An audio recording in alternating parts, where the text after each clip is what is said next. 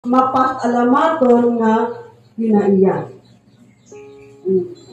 Nga naman ni ay kung mahimotang thankful, grateful, or mapasalamaton. Unsa man ang impact niya na sa ato ang pagpangalagad, sa ato ang pagtuo. Sige daw.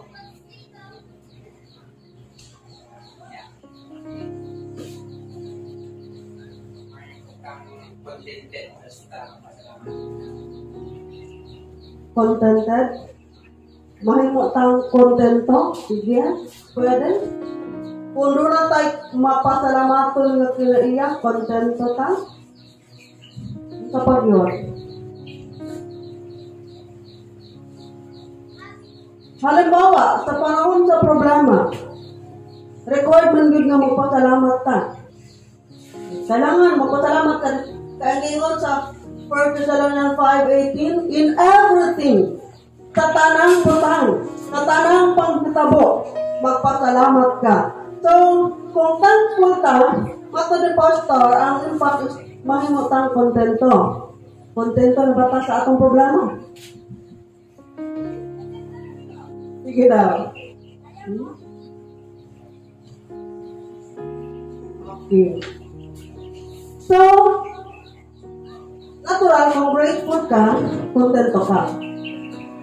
But ang impact ani nga maka-increase sa ato ang faith, ang ato ang focus on how God is working in our life. Naka-focus ta sa gahom sa Ginoo. Unsa pa na to? Naka-focus ta kung giunsa sa Ginoo pagpamuhat sa ato ang kinabuhi. Check na ko ang akong body ko.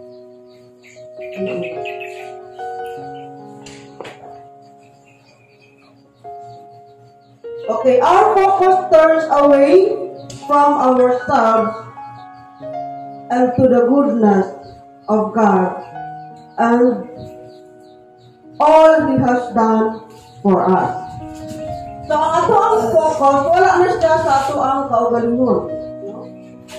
Ang ato ang focus, ano ito, ani?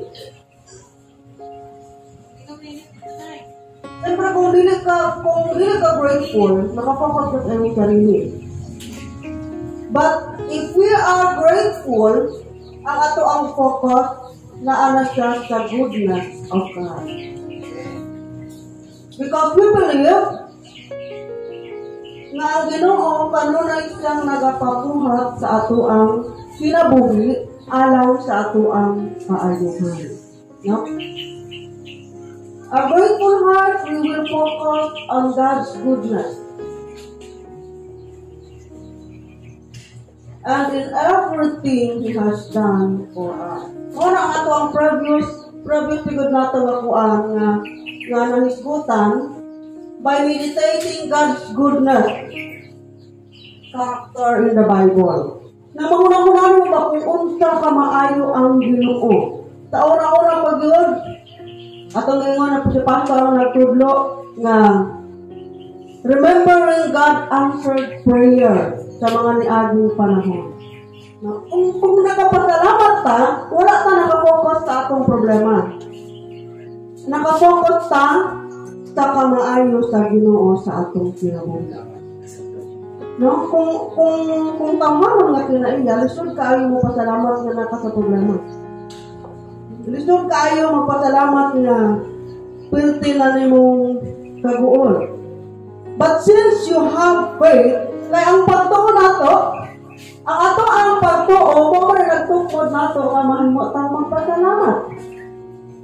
Kaya nagtuo man ta nga ato ang Ginoo buhi. Our God is able, whatever circumstances na ginawin in everything give thanks. Pasalamat gihapon. Kaya kabanutan, nituo ta nga ang Ginoo kanunay siyang maayo. Kanunay siyang maayo, nasa'y maayo nga buhaton sa ato ang ginabuhi. That despite sa kanang sa sitwasyon na wala na ito iasahan, there is always a blessing behind that. So, in order to increase our faith, we have to develop a thankful attitude. Dili ta magsigig bagol-bol. Unsa man ang kinaaya sa tawo sigig bagol-bol. Asa man ang siya nakapokus. Sa iyahang kahinsahan. Sa iyahang sitwasyon. Unsa man ang kinabuhiaon. Diba? Usually, yung anak ka, nakita nga to pirmi ang problema. Wala na to nakita kung unsa ang buhaton sa Ginoo sa ato ang kinabuhi. Pinaagi ni anak. So, ikaduha, para sa karon nga adlaw. Number 9. Have a humble spirit.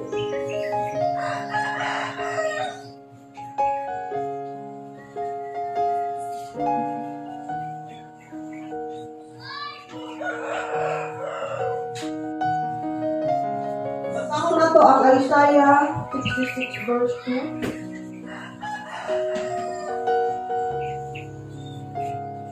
Isaiah 66 verse 2. Ito mo basa paliho? Ako'y nagkuha sa tanong ko na sa mga kinigdanan. Kanino lang ginawa pa ng akong kahimutan ng tawong mapausanon o maagulong ka na.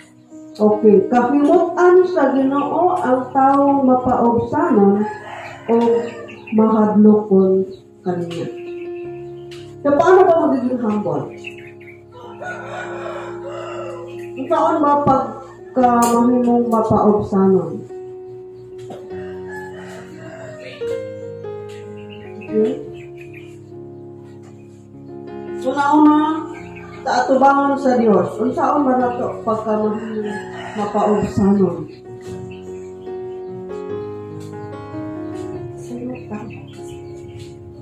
Kung saan ba nato pagka mahimong mapaubsanon at tubangan sa Ginoo?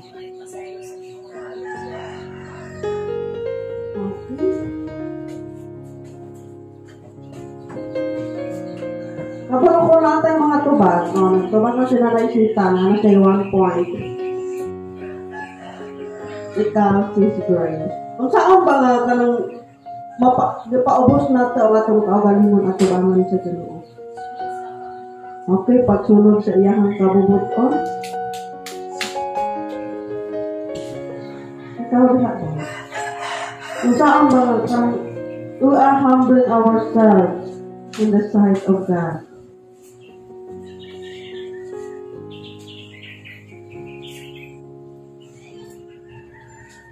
Aron kahimutan ta sa Ginoo, kinahanglan magpaubos. Sa unsaon? Mrs. Vince, pagtuman sa iyahang kabubuton, si Pastor. Kaboy.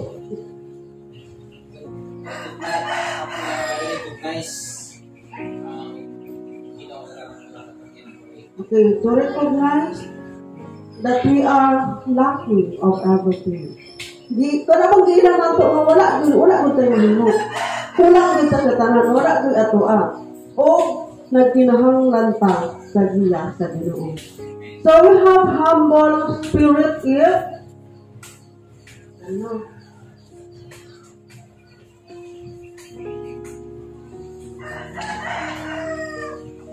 Recognizing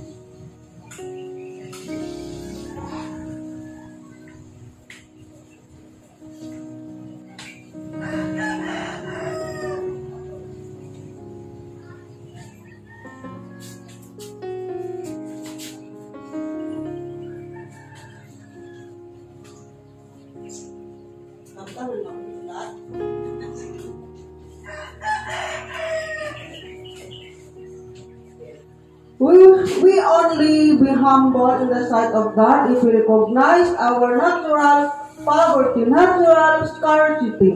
Anong wala ko tayo mahimo, wala ko tayo kapatigarbo, o gikinahanglan nato ang giya sa Ginoo. Giya sa Diyos. Kaya kung atong basahon ang James chapter 4 verse 6, Santiago kapitulo 4 versikulo 6. Palihog ko basa. But he gives more grace. Therefore it says, God resists the proud and gave grace to the humble. Kasilagan sa Diyos ang mga mapahitason. God opposes the proud, but gives grace to the humble. Kahimutan o kaluyan niya ang mga mapaobsanon. So, klaro kaayo. Klaro kaayo. Wala nalipay ang Ginoo sa tao nga mapasigarbuhon. No? Then, okay na ta? Number 10. Nalata sa number 10. Basahon na to ang Psalms 40, chapter 1. Mapaninugon akong magpaabot sa tapang sa kitagad ako niya o ipatulog ang akong pagpaabot. Dito mo ang akong pagpaabot. Okay? So, di kami ang saan ato ang makuha nga punto. Mapailubon. So, learn to wait upon the Lord.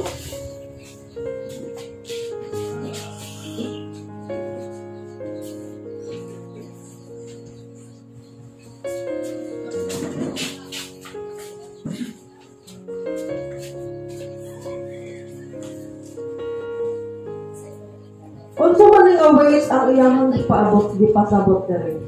Learn to wait upon the Lord. Unsa man ang atong gihulat? Ang pagbalik ba sa Ginoo? Or unsa?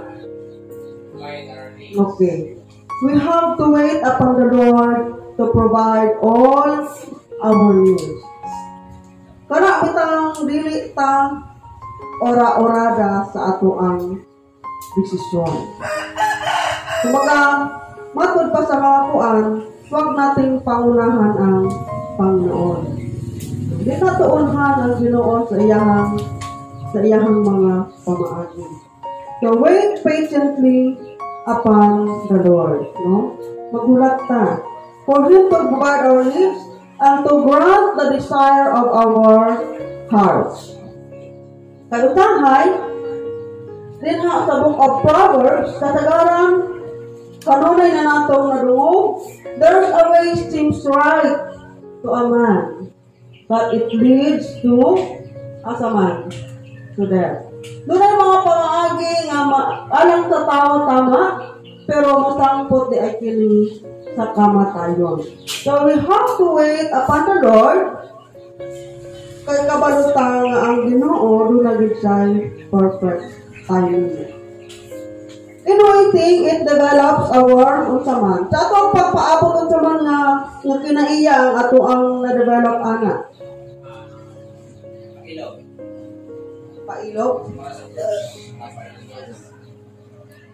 Sa ato ang pagpaabot, ma-develop nato ang ato ang pagpailog. At the same time, we are holding on to our faith. Ito hugid ta. Magulat ko. Sa ganit familiar atong kanta nga ikaw. No? Ikaw ni Pastor Ken Ganad. Magpaabot sa saktong panahon. Dili magdali, kay ang Diyos mo pili. Dili lang natin i-relate sa mga love story. Pero sa mga sa atong gihandlo, sa atong mga plano, no? Dili magdali, kalmahin, ginayon na to, kalmahin lang, no? Natay mga pangandoy sa kinabuhi. Kalmahin lang, no? Hulaton na to nga, ang Ginoo maong buliho. Muhatag, kung unsa ato ang gipangayo. So, learn to wait upon the Lord. So, kaya din sa ato ang pagpaabot, maka-increase siya sa ato ang pagtuo. No? Kaya kung di ka magulat, kung sa'yo mahitabo, kung magulat, mapalpak, madusmo, no? Ito sa apan, na nagutom na ka. Parehan ang gutom na kakayo. Kanya, pag nagluto ang kanon, gusto na doon ka mukhaon. Sa may tabo, kapaso, doon ka. May tabo. So, natin mo na kaya si mo ang paglupaw ng isip at ang pagkaginaw. Kaya sa timing ginaw, pag hatag, di pa ka-ready. Kasi kung mo sa mo taglayo sa iya, pag naanak, iunat niya, nakapalo ka ma-handle sa iyong concern para ma-handle niya. Okay, daghang salamat. So, napa tayo mga mas-share ng mga experiences.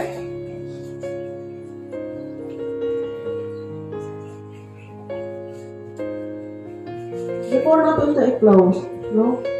Mga experience na to ato ang mga naagian ng tulo.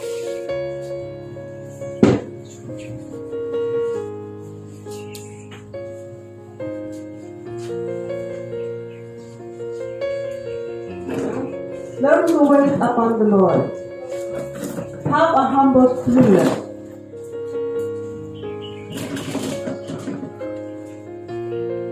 Develop a thankful attitude.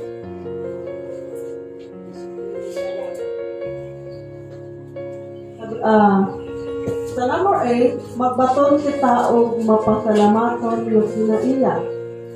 Doon tayo mapaobsanon ng Espiritu, magpaabot kita sa kabubuton sa Diyos.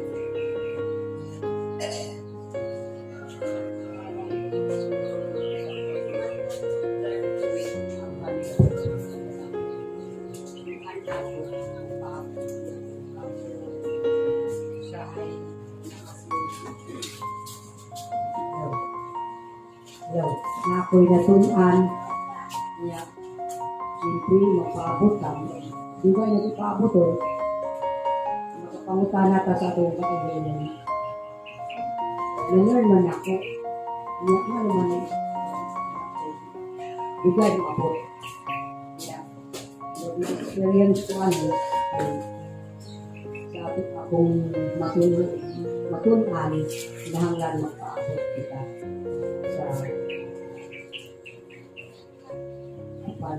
Wait, learn to wait upon the Lord. Paabot kita. Pero usahay na kapangutan ako sa kong sabihin. Natutaan mo na ako. Dugay pag yung maabot. Panaligan na lang. Mag-ampo ko. Kanina akong ipangayo. Wala pag yung maabot ako. Pero na-learn na ako. Magpaabot ko. Kanina ko ito. Don't be like us. Okay, so daghang salamat. Ipasa ng mic kan. Ipasa ng mic. Isa na sa diha sa tulo. Dili ko sa kasuha. First is when yung 5 Kung against ko na ng Thursday, tanan ko na lubot ko, tanan ko sa lamatan na ito, lubot ko sa Ginoo. For example na ito, yung pamilya na buba, yung sa mga transitioning mo, yung nag-broken mong pamilya, tanan niya. Kaubuton mo sa Ginoo, makuwan. Kaya sa kaubuton mo sa Ginoo nga, ano si mga pastor na ta, yung bungkang yung pamilya. Sa lamatan, kaya kung di mo kaubuton mo sa Ginoo, yung pinagkasado na mo. No, bakit salamat Lord. Bungkang pamilya, salamat ko yung bungkana. Kaubuton mo sa Ginoo. Okay.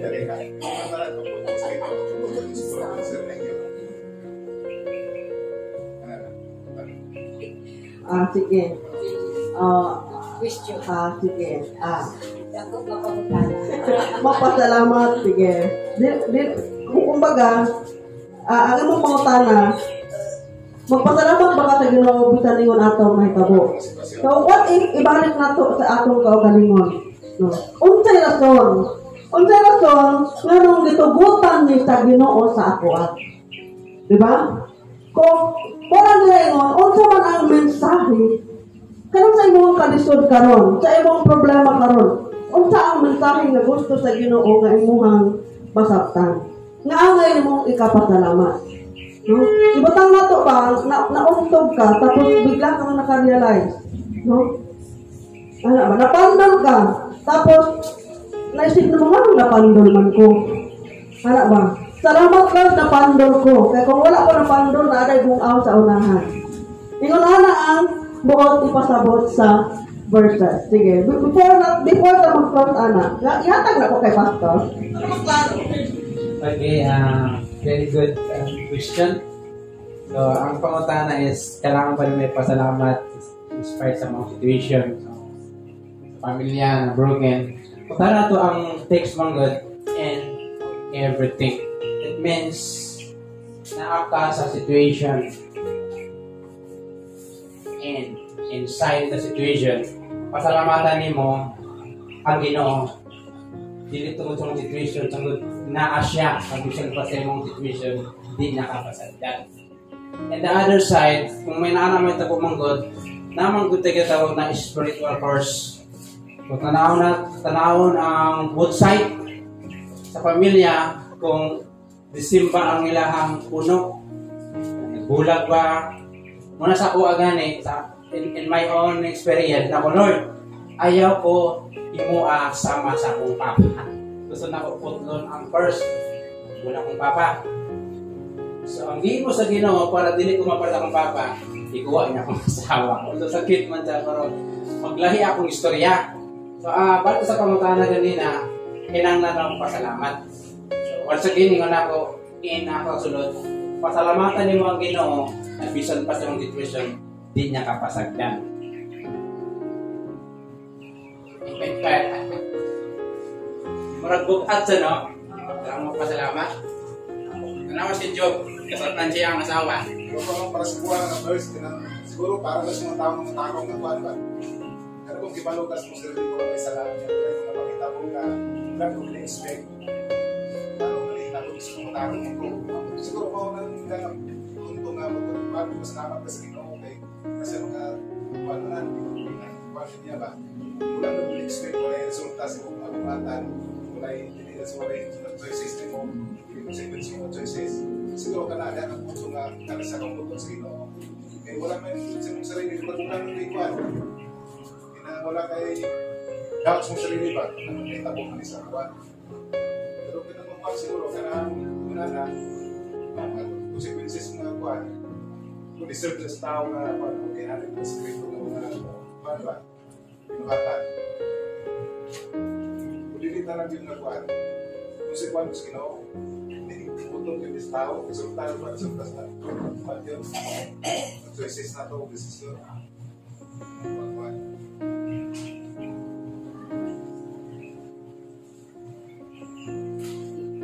okay, no? So, to make it short, dili ta magpasalamat tungod kay ingon ana ang naakadiha. Pero nagpasalamat ka, tama sa akong ingon dili. Wala ka nag-focus sa kung ano sa angat. Wala ka nag-focus sa atong kaugalingon. We are not focusing ourselves, but we are focusing on the goodness of God. Kung musubay kita, we are not deserve of anything from God. No? Kung makadili na ito, dili ang ato ang qualification ng ato ang sundon. No? Dili ang qualification sa tao, ang itong sundon, aron maka-appeal ka amin. No? Aron makuptan na ito na sa versikulo. Kaya kung ato ang tawhanan nga qualification standard, dili kita pwede, no? We are not qualified in any aspect.